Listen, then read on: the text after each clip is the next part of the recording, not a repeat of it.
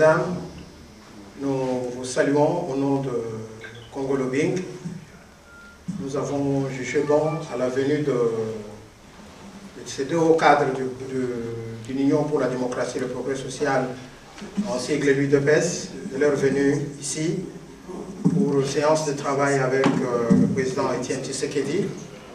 Nous avons jugé bon, vu tout ce qui se passe, l'actualité qui est au pays, nous avons jugé bon d'organiser cette conférence de presse. Donc, comme je le disais, il y a le haut cadre, je vois mon ami de Belga qui est venu. Donc, il y a le haut cadre de l'IDPS qui sont là. Donc, c'est eux, mais ce n'est pas moi qui va modérer. Moi, je suis venu vous dire seulement merci d'être présent. Merci d'avoir accepté l'invitation de Congo Lobbying pour la conférence de l'UDPS. Je vais laisser la place à votre confrère, notre frère, à nous, Cheikh Fita, pour pouvoir commencer et puis diriger. C'est lui le modérateur. Donc, il y aura le secrétaire général qui est venu tout frais de Kinshasa. C'est lui, en dehors de Tshisekedi, je l'ai dit devant tout le monde, c'est lui le numéro 1. Donc, du parti, il est là. Et le secrétaire national chargé de relations extérieures sera là aussi d'un moment à l'autre. Donc voilà, Cheikh Fita, je vous laisse la place. Bien, merci M. Mitch de Congo Lobbying. Amis de la presse, nous allons modérer cette rencontre. Et donc, nous commencerons par donner la parole à l'invité du jour qui est M. Bruno Mavungu, le secrétaire général de l'UDPS. Il n'est pas nécessaire de parler de l'UDPS, ça fait depuis 1982 que ce parti existe. Et donc, je pense que vous avez des questions assez pertinentes à lui poser. Il est vraiment la voix autorisée. Et donc, quand il aura fini son mot d'introduction, je reprendrai le micro. Et donc, je donnerai la priorité donc, à la presse qui posera toutes ces questions. Et après, les compatriotes qui sont là, ou les cadres des partis ou des autres partis, pourront aussi intervenir. Et sur ce, je donne donc la parole à M. Bruno Mavungu, secrétaire général de l'UDPS. C'est pour nous une grande joie de vous rencontrer à l'occasion de notre bref séjour à Bruxelles, où nous nous trouvons à l'invitation de son Excellence Étienne Tshisekedi, président de la République élue et président de l'Union pour la démocratie et le progrès social UDPS ainsi.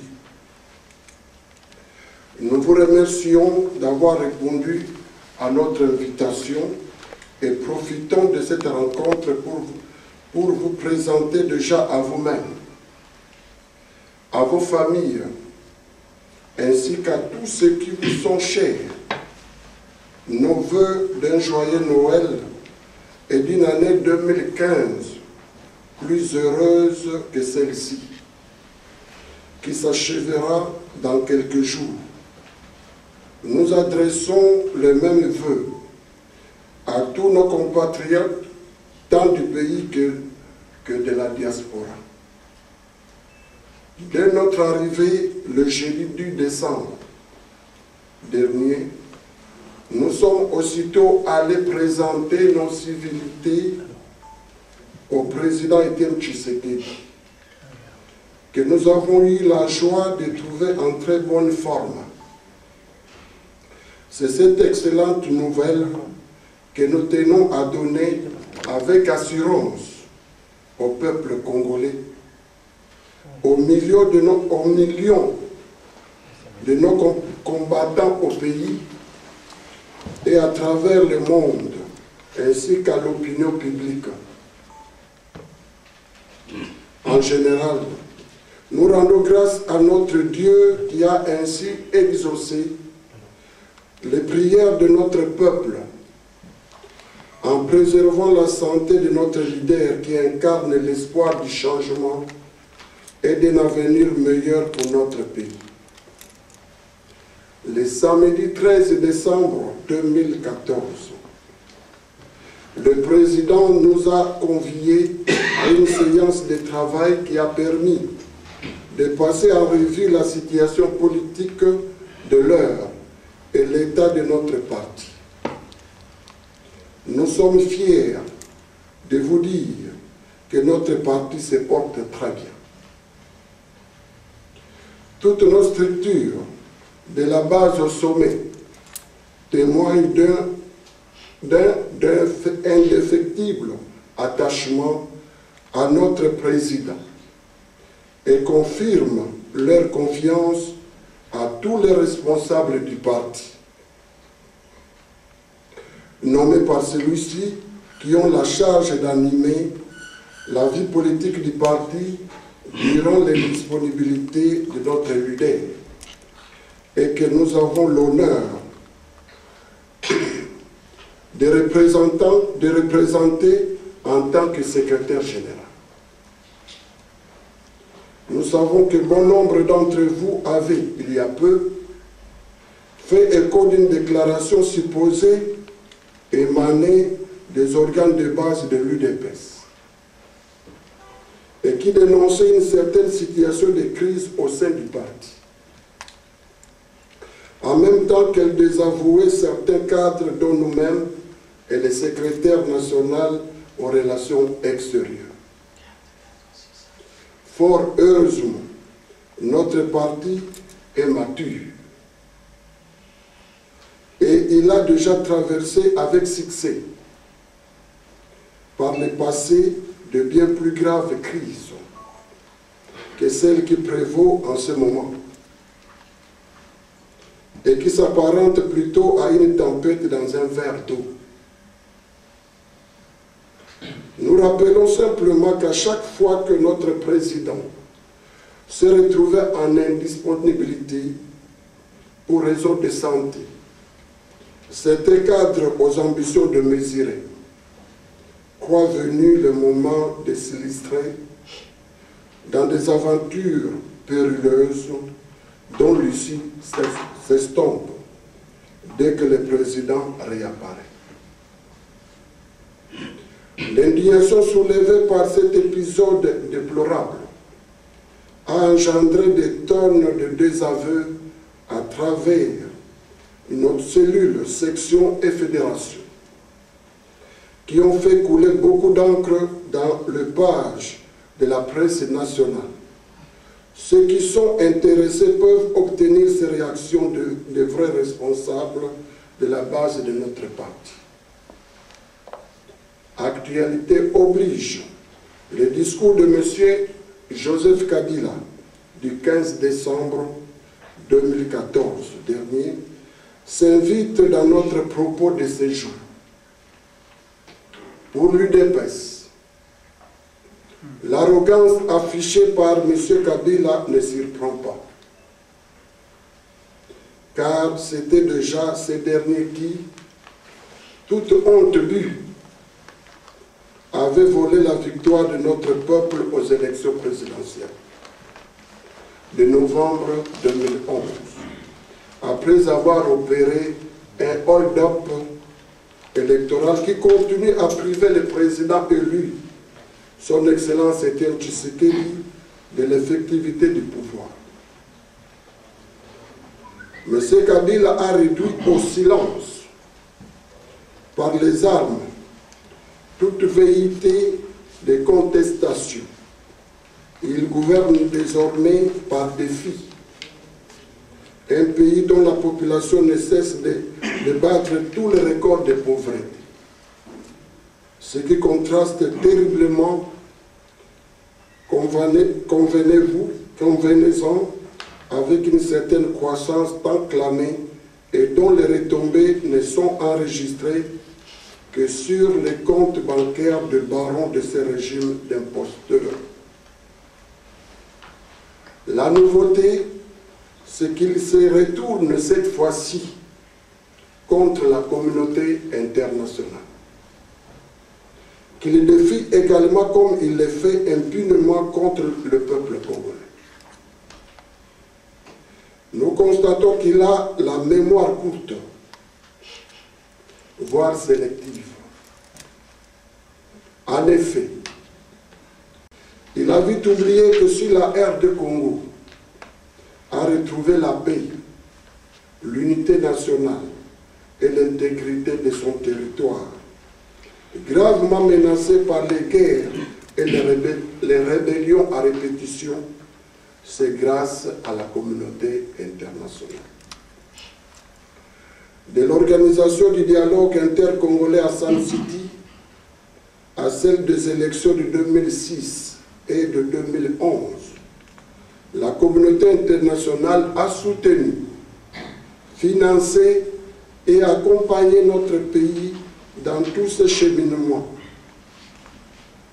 C'est encore la même communauté internationale qui a financé la brigade spéciale d'intervention qui a sauvé le pays de la menace du M23.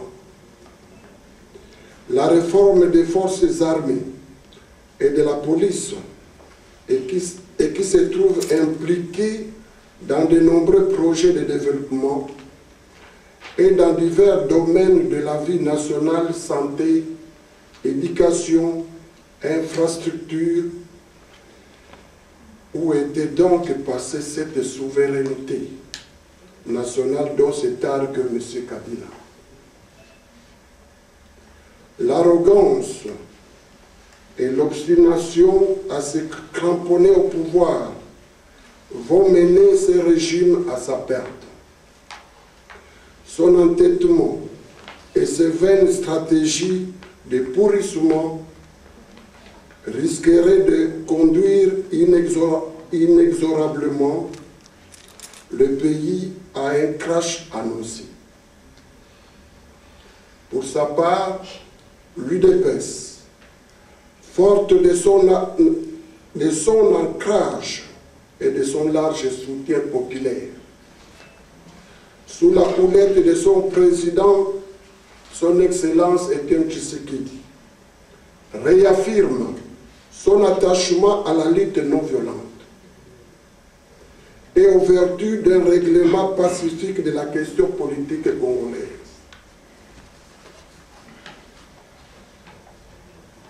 L'UDPS souscrit au schéma de l'accord cadre pour la paix et la stabilité dans la région des Grands Lacs d'Addis Abeba, ainsi qu'à ceux de la résolution 2098 du Conseil de sécurité des Nations Unies, en ce qu'il préconise le dialogue politique pour résoudre la crise qui plombe tous les efforts de développement du pays. Ce dialogue aura pour objet de 1. Vider le contentieux électoral de 2011. 2. De permettre d'instaurer un climat consensuel pour l'organisation des élections apaisées en 2016. 3. Obtenir un calendrier global devant permettre une lisibilité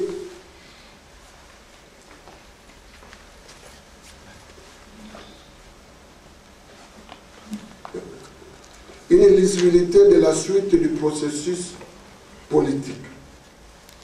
Éviter toute modification ou révision de la Constitution ou de la loi électorale.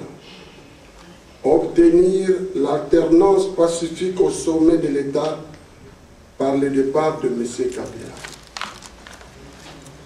Le choix de cette option, le dialogue, traduit les soucis de notre parti de lancer une alerte préventive susceptible de baisser les énormes tensions qui subsistent au sein de notre pays et d'éviter ainsi une catastrophe qui, comparée à celle de Burkina Faso, aura une ampleur plus retentissante en aire de Congo. Nous ne souhaitons pas revivre ces mêmes affres que celle de la fin du règne du régime Mobutu. Quand notre peuple, dans ces mouvements de colère, avait débordé vers des scènes de pillage qui détruisirent tous les tissus économiques et sociaux dont le pays ne s'est jamais relevé à ce jour. Notre parti qui a toujours appelé nos compatriotes à prendre conscience de leurs responsabilités et qui les a toujours exhortés à se prendre en charge, encourage la communauté internationale à ne ménager aucun effort pour nous accompagner vers une issue concertée qui éviterait d'annihiler tous ces efforts consentis pour amener la paix et la stabilité dans notre pays. L'UDPS appelle d'ores et déjà notre peuple à une plus grande vigilance et lui demande de se tenir prêt, le cas échéant, à appliquer les prescrits constitutionnels de l'article 64, dès que le parti en donnera l'ordre, pour faire barrage à tout individu ou groupe d'individus qui chercheraient à se maintenir au pouvoir par la force. Nous vous remercions pour votre attention et nous mettons à votre disposition pour répondre à vos questions. Nous remercions M. Bruno Mavungu pour sa communication et donc la parole est à la presse. Pour question d'efficacité, surtout que beaucoup d'éléments sont filmés pour la télévision au pays, donc vous permettrez qu'on vous donne le micro au baladeur afin que vous donniez donc votre question. Marie-France Gros de la Ligue Belgique. J'ai deux questions. La première est au sujet de M. Félix Tshisekedi. Il avait été annoncé qu'il donnerait la conférence de presse avec vous et ce n'est pas le cas. Pouvez-vous expliquer pourquoi? Mais nous avons estimé que, comme les journalistes que vous étiez là, il fallait que je commence, certainement qu'il vienne. Votre prise de position, elle consiste en gros à dire que ceux qui se sont opposés à vous et à M. Félix Tshisekedi ne sont pas représentatifs.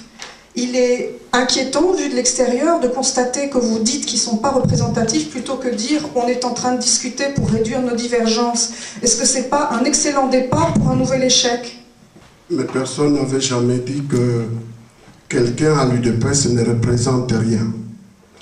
Si l'UDPS est fort, et même très fort, c'est parce que tout le monde a sa place là-bas.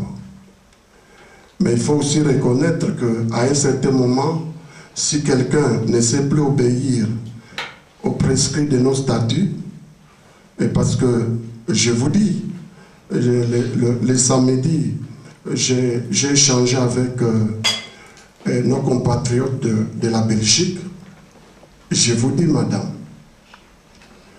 que jusqu'à ce jour, personne n'a jamais dit pourquoi ils peuvent s'opposer à moi. Personne ne m'a jamais donné des raisons. Donc, le problème c'est que par rapport au statut de notre parti, c'est moi qui gère l'administration du parti.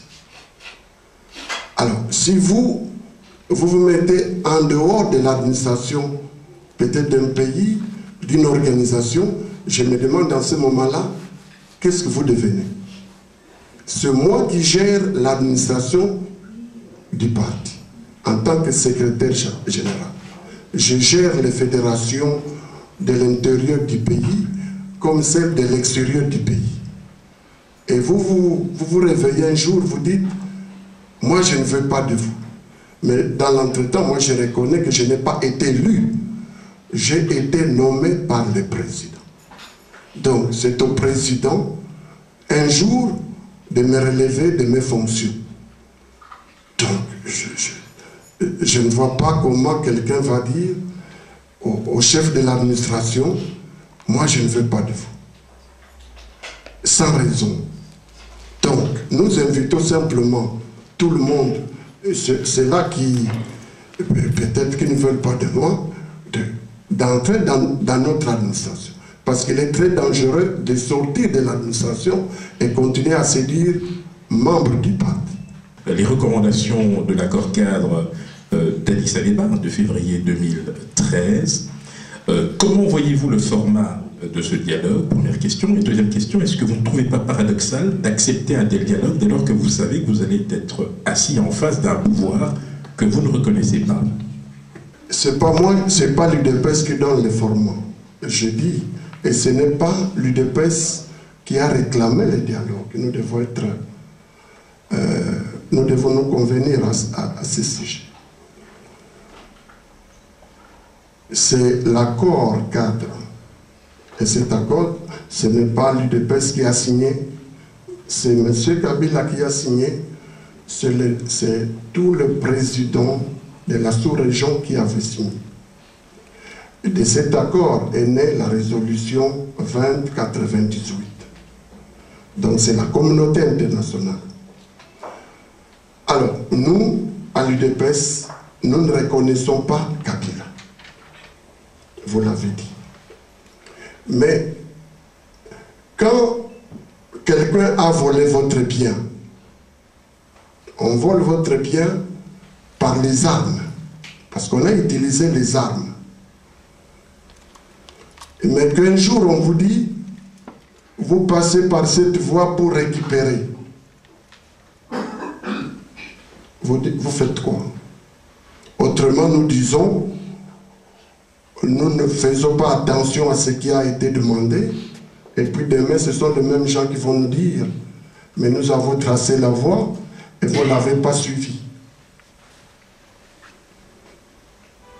Donc, pour nous, nous suivons la voie de la communauté internationale qui nous demande un dialogue, et à l'issue de ce dialogue, nous récupérons le pouvoir. Par rapport au dialogue, dans une année, c'est 2016, et vous dites que vous suivez les recommandations de la communauté internationale. Or, la communauté internationale fait pression sur Kabila pour qu'il puisse respecter l'échéance. Est-ce que c'est un peu... vous voulez le dialogue, mais de l'autre côté, on fait pression sur Kabila pour organiser des élections. Est-ce que ce n'est pas des religions de votre part? 2016, c'est dans une année. Et puis, deuxième question, c'est par rapport, vous dites, l'UDPS va bien ou mieux. Or, il y a un contentieux, l'affaire détournement des fonds de l'ancien secrétaire général du parti, Jacques Chabani. Il a porté plainte contre vous. Des dossiers, c'est clos, parce que la justice congolaise lui a blanchi. C'est un peu ça ma question. L'UDPS ne va pas à l'encontre de... Nous avons dit ici le respect de la Constitution. Le respect de la Constitution, l'UDPS souscrit que les élections doivent se tenir en 2016. Ça, nous sommes d'accord tous. Mais cela n'empêche pas, même pour 6 mois, s'il faut que l'UDPS récupère son pouvoir, il doit diriger pendant ces 6 mois. C'est un bien, c'est un effort de tout le temps que nous avons engagé. Donc on ne va pas laisser, le bras pour ça. Donc ce n'est pas un problème de temps. C'est un droit. Et il faut que nous entrons dans nos droits. Il faut que Etienne Tshisekedi soit rétabli dans ses droits de président de la République élu par les Congolais. Et cela, je suis sûr, va redonner confiance au peuple congolais pour aller aux prochaines élections. Donc, on n'est pas là pour aller au-delà de 2016, non. Il y avait une sous-question. Alors, pour la question d'argent, écoutez, parce que je dois vous dire que tout a commencé, du moins, les problèmes, c'est le problème d'argent.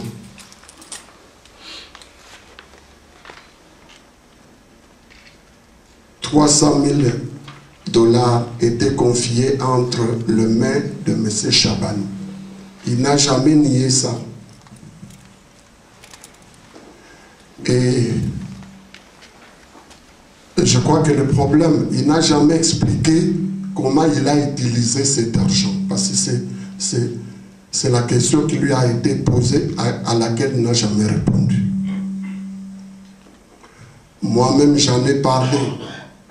Moi-même, j'en ai parlé pour dire qu'il nous faut retourner cet argent. Et il a pensé que pour me punir, il devrait me porter plainte. Il l'a fait. Nous sommes allés au tribunal. Bon, jusque-là, nous sommes allés, je crois, 4 à 5 fois devant le juge. Et nous avons été dans un tribunal de paix et que nous avons, mon avocat ou mes avocats avaient réquisé le juge. Nous sommes allés en grande instance et on nous a retournés au tribunal de paix. Voilà là où nous en sommes. Marie-France Cros, encore une fois. Dans les semaines qui viennent, la CPI doit rendre son verdict à propos de Bemba. Si jamais il était libéré, est-ce que pour l'UDPS, ça change la situation politique? L'UDPS existe avant Bemba. Quand je dis avant Bemba, je parle de Bemba en tant que MLC, président d'un parti politique. Donc l'UDPS était déjà là. Et je crois que lui, en ce moment-là, était du côté de Mobutu quand l'UDPS avait occupé tout le terrain congolais. Il est allé, après Mobutu est parti, lui il est allé en guerre. Ce n'est pas pour autant qu'il avait renversé les rapports de force.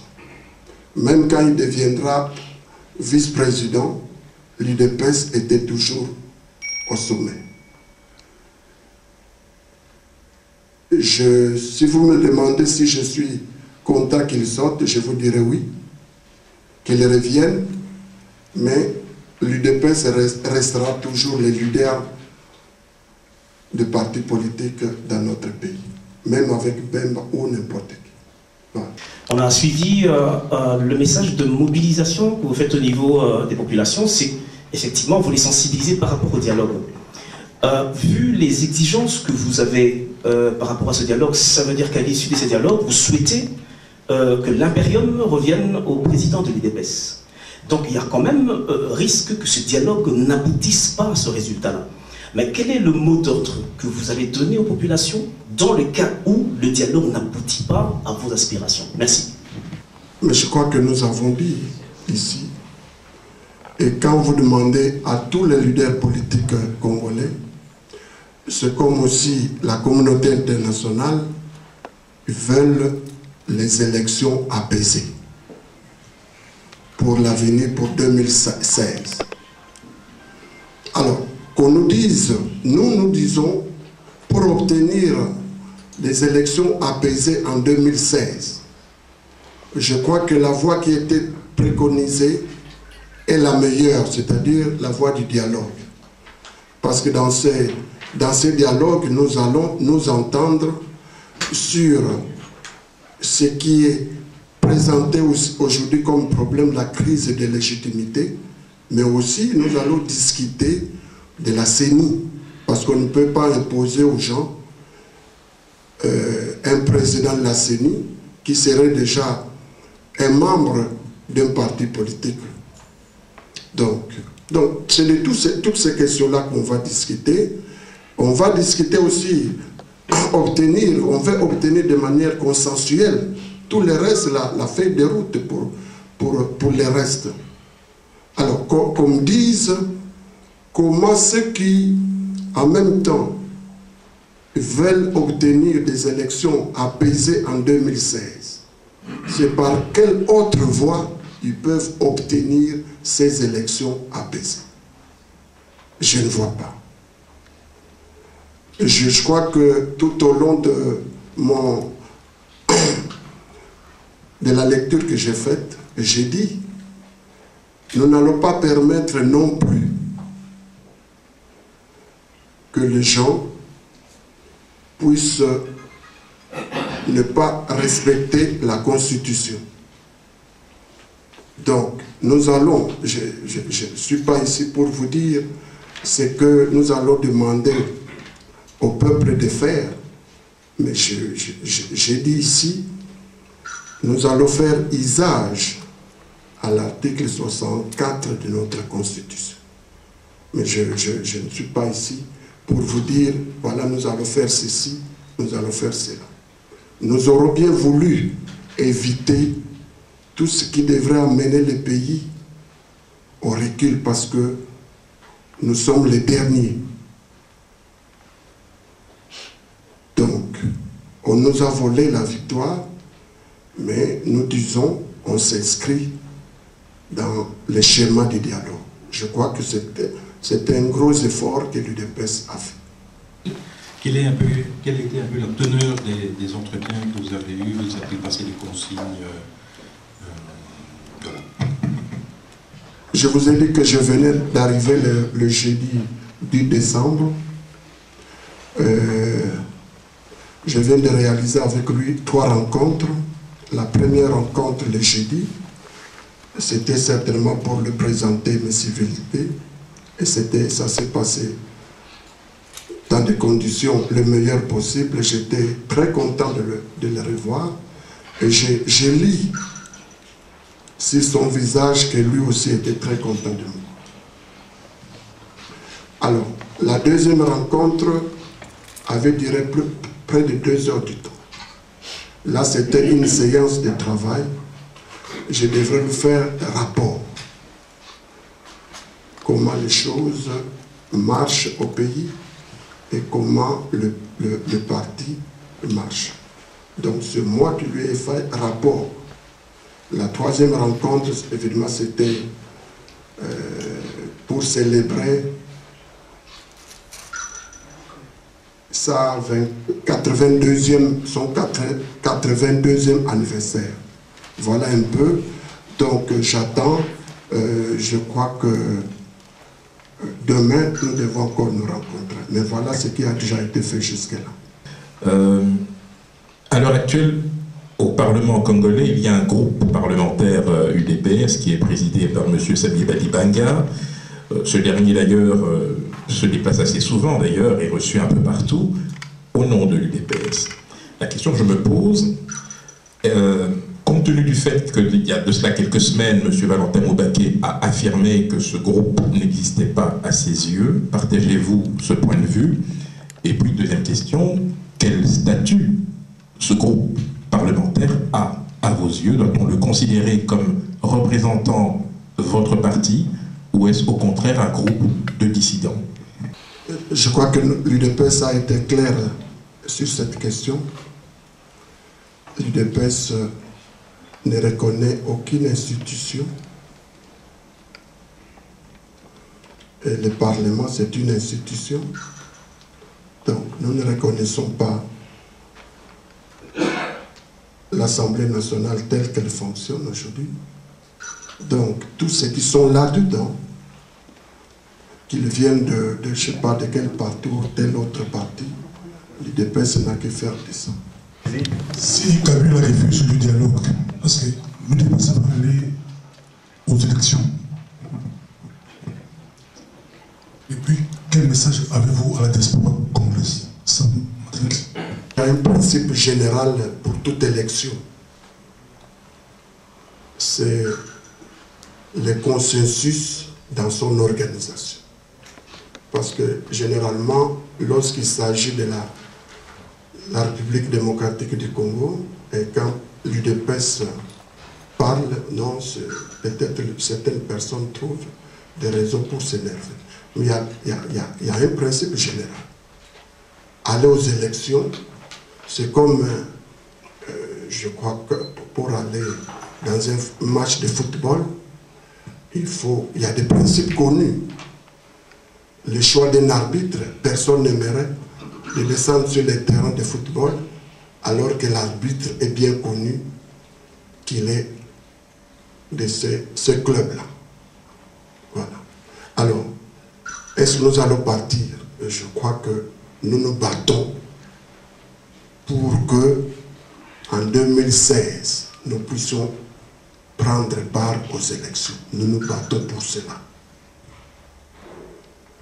Le message que l'UDPS peut adresser et doit adresser à la diaspora, c'est d'abord les remercier de tout le travail que la diaspora congolaise, dans tous les pays du monde, la diaspora congolaise fait un travail énorme. L'UDPS, vraiment, lui est reconnaissant. Il doit continuer à se battre. C'est pour le bien de nous tous, de nos enfants, de nos parents.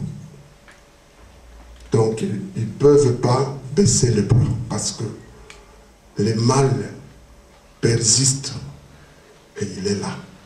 Voilà. Et bonjour, secrétaire général. J'avais deux petites préoccupations. La première, si j'ai bien compris le fonctionnement de notre parti Union pour la démocratie et le progrès social, on n'a pas encore levé l'option pour 2016. Alors moi je suis quand même inquiet, parce que si le congrès aura lieu en décembre ou novembre 2015, donc si le congrès décide d'aller aux élections, donc nous n'aurons que quelques mois pour nous préparer à affronter les échéances de 2016. Vous ne trouvez pas qu'il y a moyen, s'il y a moyen de faire le congrès au début de l'année ou peut-être mars, ça serait mieux pour qu'on puisse avoir le temps de nous préparer, au lieu d'avoir le congrès en décembre 2015. La deuxième préoccupation, ça concerne notre ami Eugène Diomi Ndongala. Je vois qu'il y a des représentants ici. L'opinion, ou bien les combattants, ou bien les Congolais ici, nous sommes très préoccupés parce qu'on ne voit pas, on ne sent pas le soutien de l'UDPS par rapport à notre camarade Eugène Diomi Ndongala. Je ne sais même pas vous-même, secrétaire général, quelle est la dernière fois que vous avez vu Eugène Diomi Ndongala en prison, ou bien vous avez discuté avec lui, quel est son état de santé, qu'est-ce qu'il a dit, si vous savez nous dire ça. Et en tout cas, c'est un problème pour nous ici au niveau de la diaspora, et Diomi a œuvré et a soutenu l'UDPS, et là on ne voit pas vraiment le soutien de l'UDPS. Merci. Je dois vous dire que l'UDPS est organisée de la cellule jusqu'à ses organes nationaux. Son administration est telle que des élections peuvent être annoncées pour 3 mois. L'UDPS sera toujours prêt à aller aux élections, pourvu que ces élections soient bien organisées. Peut-être le problème qui peut se poser, c'est un problème de financement. Donc quand vous dites qu'on sera prêt après le congrès, c'est comme si vous demandez à un étudiant à quel moment il doit préparer ses examens. Je crois que c'est depuis le premier jour de cours qu'on prépare les examens, la session. Donc l'UDPS, du point de vue de sa préparation, est prête à tout moment pour affronter les élections. Alors, donc, il ne s'agit pas d'un problème. Vous avez dit que l'UDPS n'a pas encore levé l'option. Mais je crois que je reviens sur le même exemple d'un étudiant. L'étudiant sait qu'à la fin de l'année, il y aura une session. Il n'attend que le calendrier qui doit être publié. Oui. Alors, pour notre ami Diomi, je crois que j'ai vu dans cette salle notre ami qui est le responsable de MPP. Oui.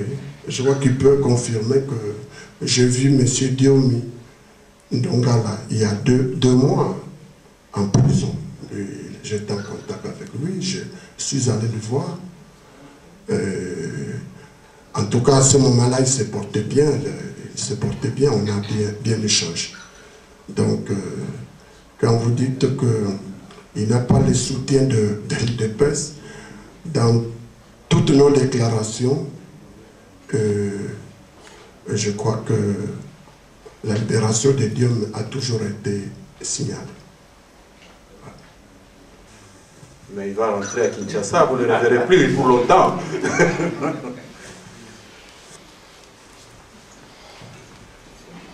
Bon, je pense que s'il n'y a plus de questions, c'est très bien. Ah, ok, ça va. Allez-y. Voilà. Bonsoir, secrétaire général. En fait, c'était surtout concernant le dialogue, hein, parce que le dialogue a été vraiment un sujet fort sensible et qui a causé beaucoup de polémiques, surtout sur les réseaux sociaux. En fait, je voudrais savoir, enfin, je parle un peu au nom de l'opinion combattants et tout. On voudrait savoir, en fait, le dialogue, il consiste en quoi? Bon, on sait que bon, c'est pour la vérité des urnes, entre autres, mais on voudrait savoir, parce que les gens se disent que ce dialogue avec Kabila n'a aucun sens, parce qu'à partir du moment où on sait qu'il est là, il s'impose, et on voit très mal comment, par un dialogue, Kabila pourrait céder le pouvoir.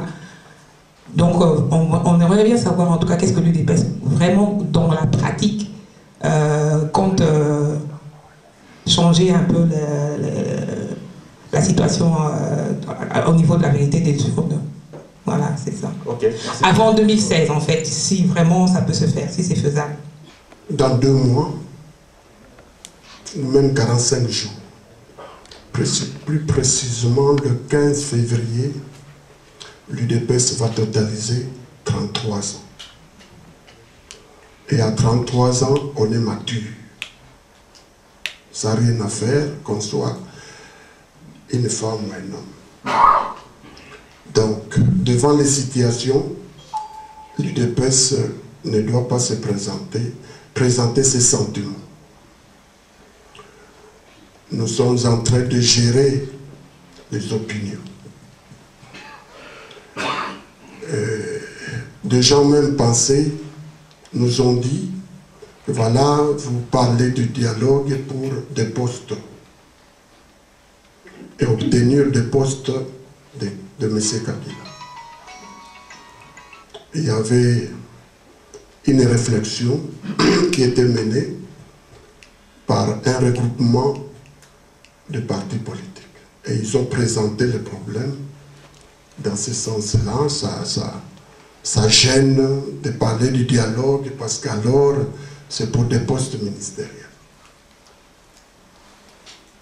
J'ai simplement dit ce que je viens de dire ici, rien que pour les élections. Sinon, nous allons continuer. Nous allons continuer. Eh bien, je vous donne un exemple. La CENI telle qu'il est structurée. Ils sont dans leur Assemblée nationale, il y a une majorité qu'ils ont montée à leur manière et il y a une opposition, donc une minorité. Eh bien, ce même rapport a été amené à la CENI. À la CENI, il y a une majorité, il y a une minorité. Qu'est-ce que ça veut dire? Ça veut dire que aller aux élections avec ces formats signifie que cette CENI va ramener la même majorité et la même opposition. Est-ce que c'est normal?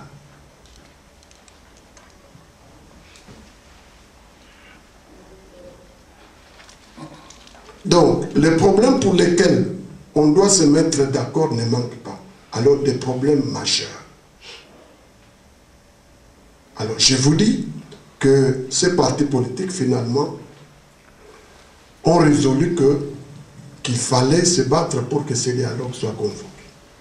Parce que sinon, on va continuer. On va continuer. On va continuer. Et je crois que vous aurez aussi remarqué que lui-même, Kabila, n'est pas pour ce dialogue. Alors qu'il a signé. Et pourquoi il refuse d'aller à ce dialogue? Parce que si il a organisé les concertations du palais du peuple pour contourner ce dialogue. Parce que ce dialogue doit avoir lieu. Sinon, nous faisons quoi? Alors nous, UDPS, en tant que responsables de millions de Congolais, nous allons nous mettre à mener les gens dans un risque permanent. Nous pensons qu'à un certain moment, il faut que ça s'arrête. Et moi, à moins qu'on me dise, à part le dialogue, faites ceci. Gérard Godin, à nouveau, donc vous n'exigez pas de poste ministériel, mais vous réclamez des postes au sein de la CENI pour lui donner une plus grande représentativité et pour ne pas qu'elle organise les élections comme elle l'a fait précédemment. Je vois qu'on ne doit pas transformer mes propos. Ça, c'est un exemple que j'ai pris. Parce que pour nous, les dialogues, c'est le rétablissement du pouvoir d'Étienne Tshisekedi. C'est d'abord ça. Mais j'ai donné un exemple pour ceux qui pensent que on va se distribuer des postes ministériels. Monsieur Mavungu, vous avez mis sur pied, l'UDPS en fait partie de ce qu'on appelle au Congo les forces politiques et sociales. Et c'est d'ailleurs dans le cadre de ces forces politiques et sociales que vous essayez de mobiliser la population par rapport au dialogue. L'UNC de M. Vital Kamerhe, c'est un grand parti au sein de ces forces politiques et sociales, mais il vient de se désolidariser de vous par rapport à la démarche vers le dialogue. Comment envisagez-vous vos relations dans le futur? Merci. Effectivement, il y a eu ces regroupements politiques, un regroupement d'un certain nombre de partis politiques. L'UDPS, l'UNC et d'autres partis politiques, le MPP et d'autres partis politiques. Chacun a amené ce qu'il a pensé être une revendication capitale. Pour certains, je crois que le MPP ici est membre, c'est la libération des prisonniers politiques. Les Fayoul et consorts, c'est la CENI qu'il faut restructurer. Et nous, c'est le dialogue. Nous avons cheminé ensemble, nous avons organisé un meeting en Chili, je crois que vous avez suivi. Nous avons organisé ensemble des marches et des sit-ins. Chemin faisant, M. Fayoul a quitté. Et ce que vous dites, il y a quelques jours, M. Kamerhe a pensé que pour lui, le dialogue n'était pas nécessaire, il faut seulement attendre les élections de 2016. Vous avez raison. Je vous ai dit que rien n'était signé. Ce n'est pas un regroupement structuré. Donc, on entre, c'est juste pour obtenir l'unité d'action. C'est-à-dire que chaque fois qu'on va organiser une action, les partis politiques comme les associations se regroupent pour mener cette action. De telle sorte qu'on ne peut pas deviner à l'avance quel est ce parti qui vient ou ce parti qui part. Monsieur Kamerhe a pensé qu'il ne fallait plus penser au dialogue. Je dois vous dire qu'il n'est plus avec nous, du moins nous, UDPS. C'est clair. Une question. Donc, permettez. Mais par contre, je vous ai dit qu'il y a quelques semaines, avant qu'il fasse cette déclaration, parce que je dois vous dire, pendant les concertations du Palais du Peuple, évidemment, l'UDPS n'avait rien à voir avec ces concertations. Lui s'est regroupé avec un certain nombre de partis politiques en ce qu'ils ont appelé Convention pour les vrais dialogues.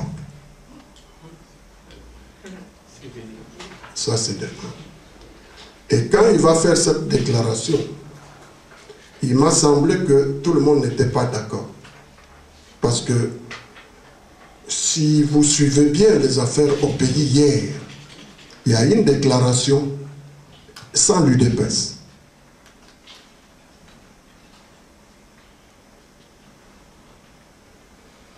Et dans cette déclaration, ils disent quoi? Ils sont pour les dialogues tel qu'il est prescrit dans la résolution 2098. Si Kabila a convoqué un dialogue, ils n'iront pas. C'est le même groupe. Cette fois-ci sans l'UDPS.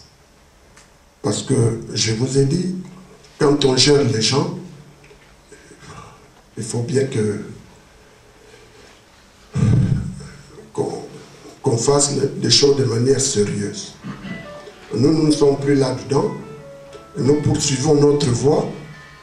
Parce que je vous dis, je voudrais bien que les gens ne puissent pas être d'accord pour ce schéma du dialogue, mais qu'on nous dise quel serait le meilleur schéma. Parce que vous verrez que tout le monde... Je vous dis ce qui s'est passé hier. Ils ont fait, eux, y compris l'UNC, qu'ils souscrivent pour les dialogues. Et ils ne peuvent pas répondre à un dialogue, en tout cas, un appel de Kabila. Bon, donc nous restons ce que nous avons tracé et nous sommes tranquilles avec ça. Monsieur Mavungu, le 30 juin de cette année, à l'occasion de la parade militaire, à l'occasion du 54e anniversaire de l'indépendance, on pourrait dire que Joseph Kabila a fait une démonstration de force avec des chars, des avions de combat, etc. Vous dites le dialogue, c'est pour le rétablissement du pouvoir d'Étienne Kabila. Pardon, je suis désolé. Étienne Tshisekedi. Est-ce que c'est pas de l'utopie? Ça, c'est ma première question. Deuxième question, j'espère que quelqu'un n'a pas déjà posé cette question parce que je suis arrivé en retard. Allez-y, allez-y. Supposons que nous sommes le 19 décembre 2016. Il n'y a pas d'élection. Qu'est-ce qui va se passer? Bon, je ne sais pas.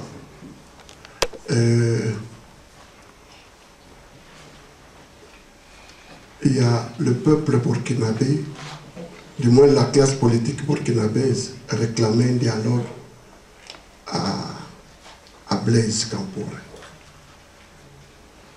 Et Blaise a accepté ce dialogue alors qu'il était trop tard.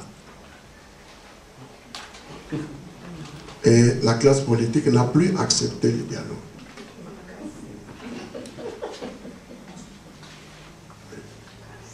Donc, quand vous dites que ce n'est pas une utopie,